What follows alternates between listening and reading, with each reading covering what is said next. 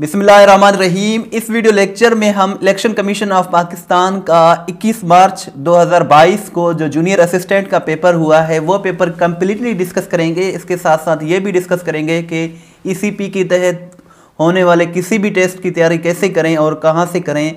PDF चाहिए तो वो भी अवेलेबल है। एंड तक वीडियो लाजमी देखिएगा, यकीनन आपको बहुत कुछ सीखने को मिलेगा। सबसे पहले तो हम सिलेबस डिस्कस करेंगे। ये election commission of Pakistan ECP का रिटन टेस्ट था जूनियर असिस्टेंट, जो कि 11 स्केल का है और ये 21 मार्च 2022 को हुआ है।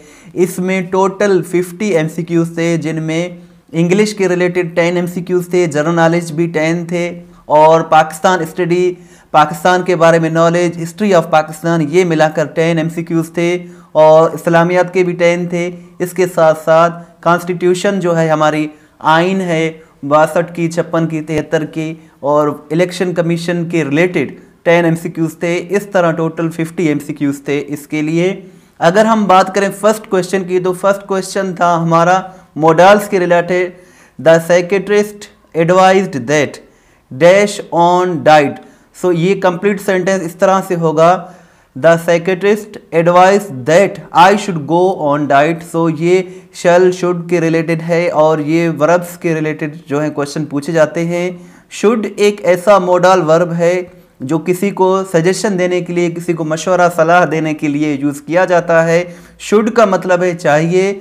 उन्होंने मुझे मशवरा दिया, उन्होंने मुझे नसीहत की कि I should go on diet, मुझे डाइट पर जाना चाहिए, मुझे डाइट करना चाहिए। यहाँ जो है आई शुड गो इसका करेक्ट आंसर है।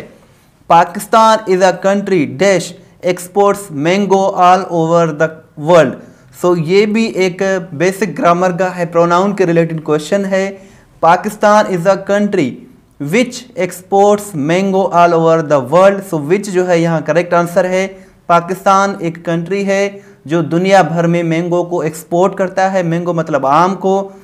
इस तरह के वर्ड्स जैसे हु, हुम, हुज, विच, दैट, ये जो है रिलेटिव प्रोनाउंस कहलाते हैं ग्रामर में।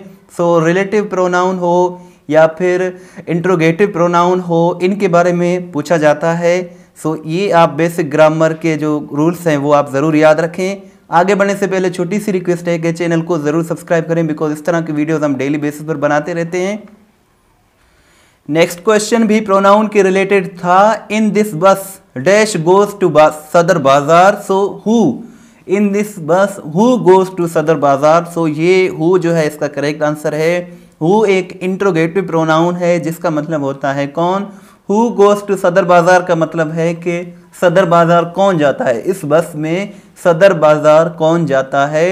इस तरह के वर्ड जैसे who, what, why, there, where, when and whatever, इस तरह के जो वर्ड्स होते हैं ये ग्रामर में इंट्रोगेटिव प्रोनाउंस कहलाते हैं। इंट्रोगेट का मतलब ये होता है किसी से क्वेश्चन करना।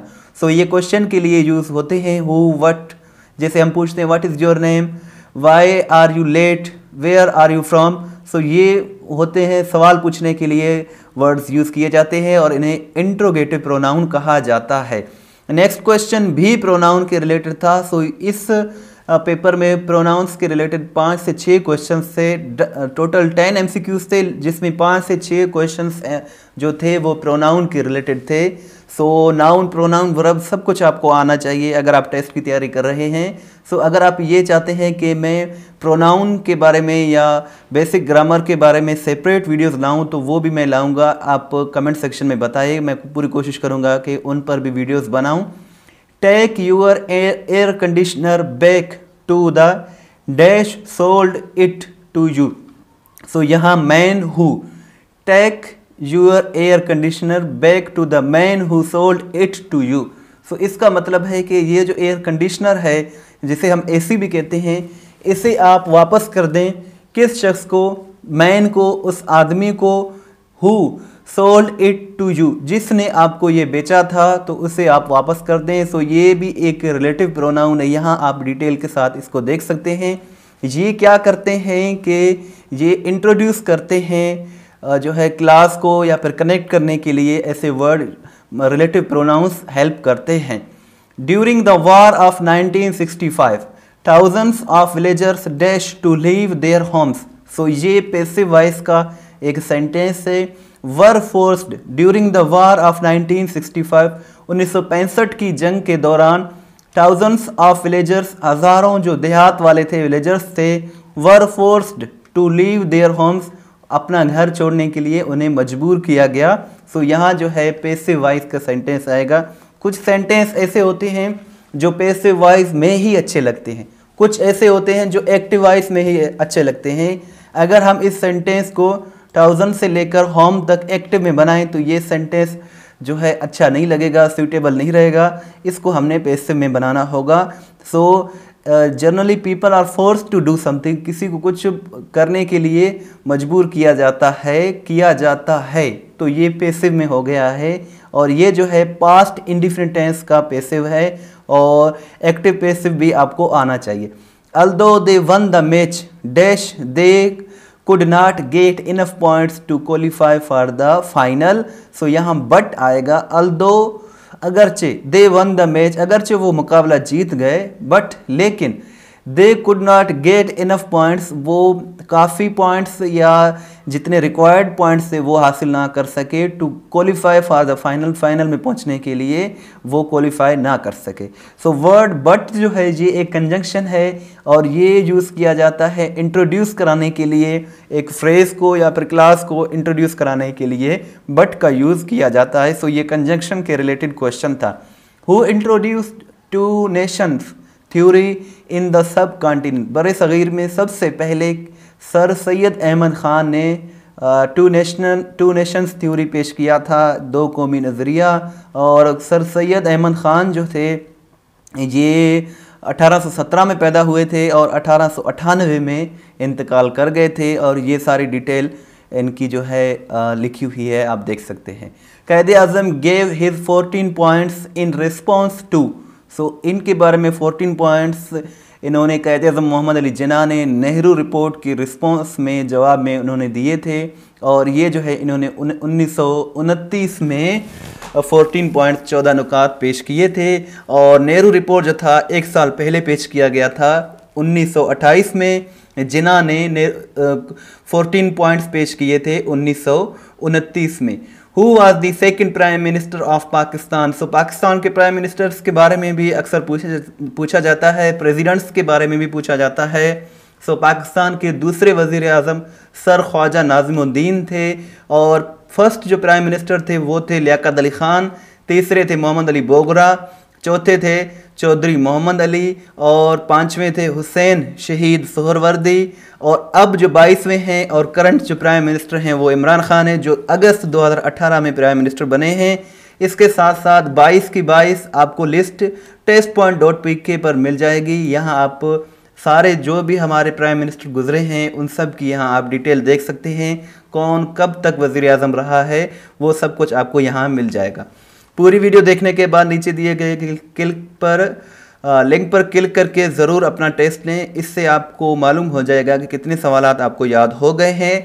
1 unit was dissolved by, so 1 unit को डिज़ोल्व किया था जनरल यहिया खान ने, और ये 1 जो यूनिट था ये इफ़ेक्ट था 1970 तक। इसके साथ साथ ये प्रेसिडेंट रह चुके हैं पाकिस्तान के यहिया खान, इन्होंने इम्पोज किया था लीगल फ्रेमवर्क आर्डर को, जिसे LFO भी कहा जाता है 1970 में, और ये सारी आप डिटेल इनके बारे में देख सकते हैं। Which kind of system of government was introduced in 1962 constitution, so 1962 की आइन में प्रेसिडेंशियल सिस्टम मुतारिफ कराया गया था पाकिस्तान में, और लेकिन अब 1973 की जो आइन नाफिज है हमारे पास, इसमें प्रेसिडेंशियल सिस्टम नहीं है, पार्लियामेंटेरियन सिस्टम है। और अयूब खान जो थे, जनरल अयूब खान, वो चीफ मार्शल लॉ बने थे। पहली जब हमारी आइन थी उसको एब्रोगेट किया गया था, तो उस वक़्त अयूब खान बने थे, और अयूब खान ने 8 जून 1962 को दूसरी जो हमारी आइन है उसको जो है इम्पोज किया था। सो इसी तरह जो है इन्होंने प्रेसिडेंशियल सिस्टम नाफिज किया था।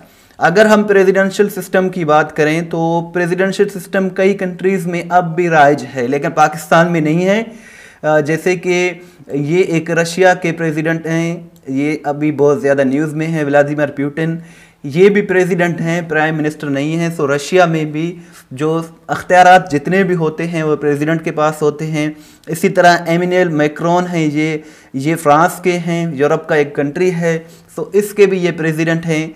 ये टर्की के प्रेसिडेंट हैं, प्राइम मिनिस्टर नहीं हैं। सो बहुत से ममालिक में, जैसे कि हमारे पास यूएसए है, यूएसए में भी प्रेसिडेंशियल सिस्टम है, वहाँ सदर के पास सारे अख्तियारात होते हैं। लेकिन बहुत से कंट्री ऐसे हैं जहाँ ये सिस्टम नहीं है, जैसे इंडिया में भी नहीं है। इंडिया के पास सदर के पास अख्तियारात नहीं होते। और इसी तरह वहाँ भी वज़ीर आज़म के पास अख्तियारात होते हैं, और पाकिस्तान में भी यही है। और कुछ कंट्रीज़ ऐसे होते हैं जहाँ ना प्रेसिडेंशियल सिस्टम होता है और ना ही पार्लियामेंटेरियन सिस्टम होता है। जैसे कि जर्मनी है हमारे पास, जर्मनी में ना प्रेसिडेंट के पास अख्तियारात हैं ना प्राइम मिनिस्टर के पास। जर्मनी के जो हेड है उसको जर्मन चांसलर कहा जाता है, और जो जर्मन चांसलर होता है उसके पास सारे गवर्नमेंट के अख्तियारात होते हैं। सो ये आई होप कि आपको बहुत कुछ सीखने को मिला होगा यहाँ। सो अब आपने क्या करना है कि लिंक मैं डिस्क्रिप्शन में दे दूंगा, उस पर आप क्लिक करके अपना टेस्ट ज़रूर लें, और वहाँ से आप PDF वगैरह भी डाउनलोड कर सकते हैं। इस वीडियो में हमने चंद ही क्वेश्चंस को डिस्कस किया है, लेकिन कंप्लीट पेपर वहाँ आपको testpoint.pk पर मिल जाएगा। इसके साथ साथ हर पेपर में आने वाले करंट अफेयर्स और इंग्लिश के रिलेटेड, पाकिस्तान स्टडी के रिलेटेड, इसके साथ साथ इस्लामियात के रिलेटेड जो भी आपको MCQs चाहिए आपको testpoint.pk पर मिल जाएंगे। बहुत ही अच्छी वेबसाइट है, आप इसे ज़रूर विज़िट करें। यहाँ आपको बहुत अच्छा जो है कंटेंट मिल जाएगा। इसके साथ साथ आप अपने लिए नोट्स भी बना सकते हैं, तैयारी भी अच्छी कर सकते हैं, और PDF वगैरह भी डाउनलोड कर सकते हैं। दुआओं में याद रखिएगा। थैंक्स फॉर वाचिंग, और इस वीडियो को शेयर भी ज़रूर करें, हमारे चैनल को सपोर्ट ज़रूर करें। थैंक्स फॉर वाचिंग एंड अल्लाह हाफिज़।